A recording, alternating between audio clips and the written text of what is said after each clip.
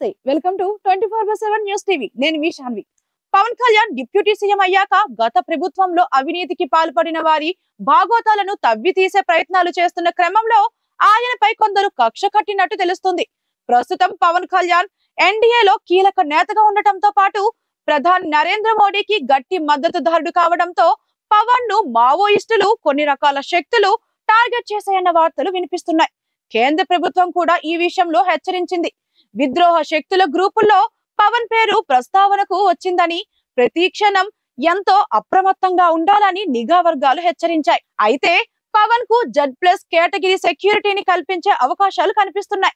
అయితే పవన్ కళ్యాణ్ భద్రత విషయంలో కొందరు ఆందోళన చెందుతున్న నేపథ్యంలో ప్రముఖ ఆస్ట్రోన్యూమరాలజిస్ట్ జయశంకర్ సిస్లో ఆసక్తికర కామెంట్స్ చేశారు. పవన్ కళ్యాణ్ అనే పేరుతో ఉన్న నెంబర్ వల్ల ఆయనను ఎవ్వరూ ఏమీ చేయలేరని జయశంకర్ తెలిపారు.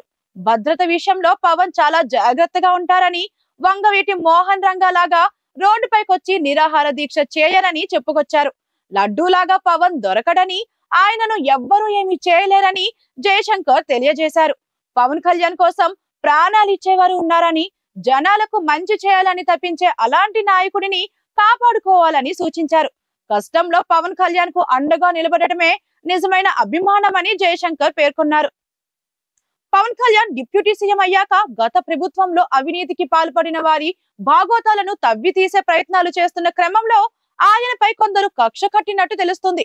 ప్రస్తుతం పవన్ కళ్యాణ్ ఎన్డీఏలో కీలక నేతగా ఉండటంతో పాటు ప్రధాని నరేంద్ర మోడీకి గట్టి మద్దతుదారుడు కావడంతో పవన్ ను మావోయిస్టులు కొన్ని రకాల శక్తులు టార్గెట్ చేశాయన్న వార్తలు వినిపిస్తున్నాయి. కేంద్ర ప్రభుత్వం కూడా ఈ విషయంలో హెచ్చరించింది. విద్రోహ శక్తుల గ్రూపుల్లో పవన్ పేరు ప్రస్తావనకు వచ్చిందని, ప్రతి క్షణం ఎంతో అప్రమత్తంగా ఉండాలని నిఘా వర్గాలు హెచ్చరించాయి. అయితే పవన్ కు Z+ కేటగిరీ సెక్యూరిటీని కల్పించే అవకాశాలు కనిపిస్తున్నాయి. అయితే పవన్ కళ్యాణ్ భద్రత విషయంలో కొందరు ఆందోళన చెందుతున్న నేపథ్యంలో ప్రముఖ ఆస్ట్రోన్యూమరాలజిస్ట్ జయశంకర్ సిస్లో ఆసక్తికర కామెంట్స్ చేశారు. పవన్ కళ్యాణ్ అనే పేరుతో ఉన్న నెంబర్ వల్ల ఆయనను ఎవ్వరూ ఏమీ చేయలేరని జయశంకర్ తెలిపారు. భద్రత విషయంలో పవన్ చాలా జాగ్రత్తగా ఉంటారని, వంగవీటి మోహన్ రంగాలాగా రోడ్డుపైకొచ్చి నిరాహార దీక్ష చేయరని చెప్పుకొచ్చారు. లడ్డూలాగా పవన్ దొరకడని, ఆయనను ఎవ్వరూ ఏమీ చేయలేరని జయశంకర్ తెలియజేశారు.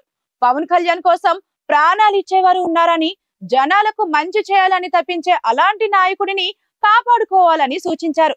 కష్టంలో పవన్ కళ్యాణ్ కు అండగా నిలబడటమే నిజమైన అభిమానమని జయశంకర్ పేర్కొన్నారు.